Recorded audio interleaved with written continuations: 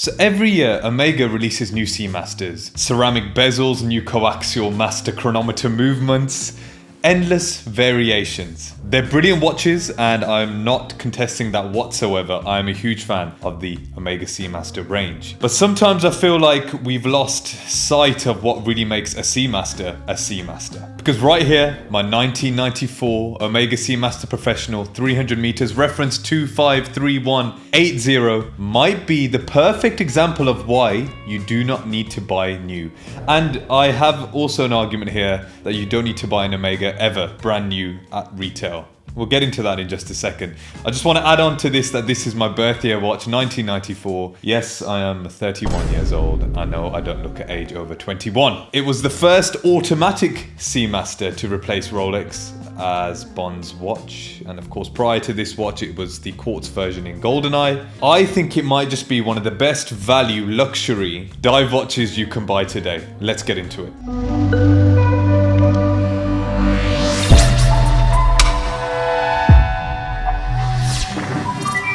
Now, I feel before this reimagined Seamaster, Omega wasn't exactly the aspirational brand it is today. The quartz crisis hit hard and the company was searching for a modern identity. In 1993, Omega released the Seamaster Professional 300 meters, the 253180 in automatic form, and the 254180 in the quartz version. 2 years later, GoldenEye hit cinemas and Pierce Brosnan wore one as James Bond. By the way, one of my favorite James Bond. Now, I think that particular moment, GoldenEye, Tomorrow Never Dies, The World Is Not Enough, that period sort of changed everything for Omega. You know, Bond had been sort of talked about with regards to the Submariner. You know, there was that relationship there with Rolex and of course Breitling prior to that as well, and a couple of other brands. You know, we could all go into that, so that's another video entirely. But I feel like Omega swooped in and suddenly the Seamaster became the symbol of sophistication, adventure, and I think just cool confidence. I think Pierce Brosnan was a perfect poster boy for the Seamaster. It felt like a watch that wasn't for show-offs. It was a watch for people that like to get things done. It was a proper tool watch. I feel like even now, I know I'm not wearing it right now. I should have probably worn it in this video.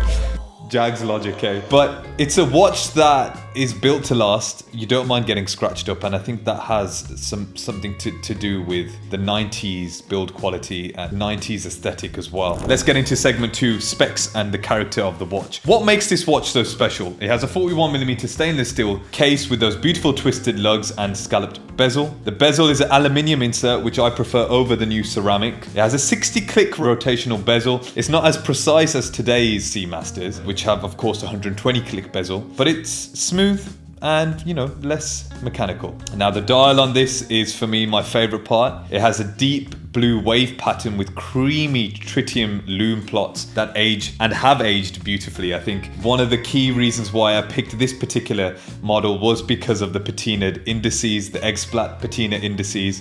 Very shortly after this particular model, they introduced Super Luminova, and I feel that takes away from the character of this particular watch and of this particular dial. Now, talking about the movement, we've got a caliber 1109. This is chronometer certified. It's an automatic movement based on the ETA 2892A2, known for reliability, but also serviceability as well. You can get this service many places.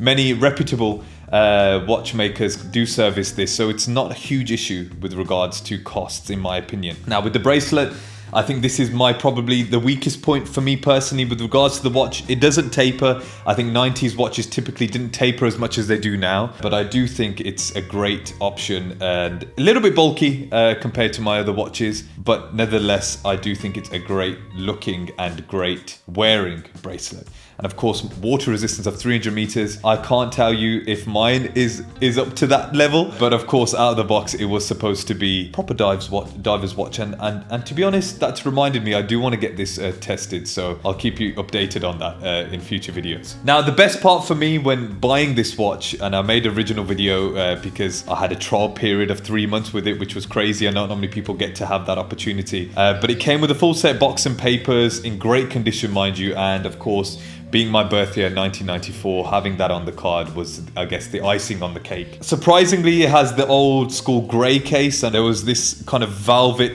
red case, and a lot of those examples have not held up very well at all, but this one came with, I think it was around a 3-4 year period where these grey cases were doing the rounds, and they've definitely held up a lot better. I just want to talk about personal connection to this watch. This is, of course, I've mentioned several times now, my birthday watch. I think owning a watch from the year you were born is just a weird thing entirely, and I think there's a kind of a strange emotional weight attached to this watch. You're connected by time itself, I guess, to a certain extent, both quietly aging quite tastefully, I'd like to say. Both carrying a bit of history, I think, is the key thing here. When I finally found a full set, example, it's the kind of watch that reminds me why I fell in love with watches in the first place. This oozes character. Aesthetically, it's stunning. Proportions, it's stunning.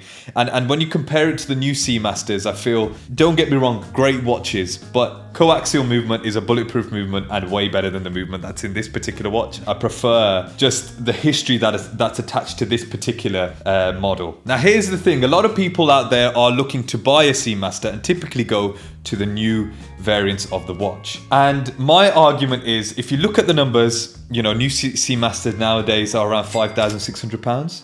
And 90s Seamasters, I think, are the sweet spot for me personally. I think you can find beautiful full set examples for around the £2,000 to £3,000 mark. And even later, there's a reference, which is the 225 4.50, I think it is. It's the swords hands version. And typically, I often find that people have an issue with the skeleton hands that my Berthier watch has.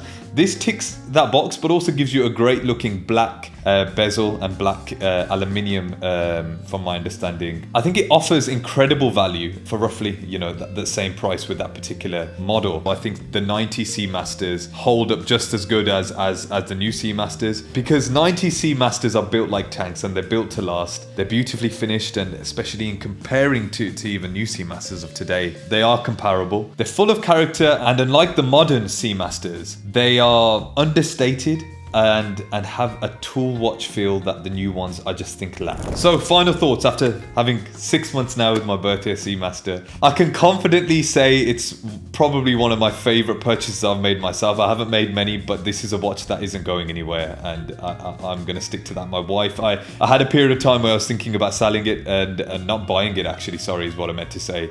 But I'm so glad that I did buy it, because the more time I spend with this watch, the more I appreciate it. And I think just the dial on this is to die for. And many of you in the comments have also said you regret selling this particular model. So I don't want to make the same mistake you guys have made. And this is a part of why I made this channel, to learn from your mistakes that you've made in watch collecting, because I don't want to be making the same mistakes, put it that way. Let me know in the comments what you think. Are 90 Seamasters a better option? Not only in terms of cost, but in terms of what the Seamaster originally stood for, a proper tool watch.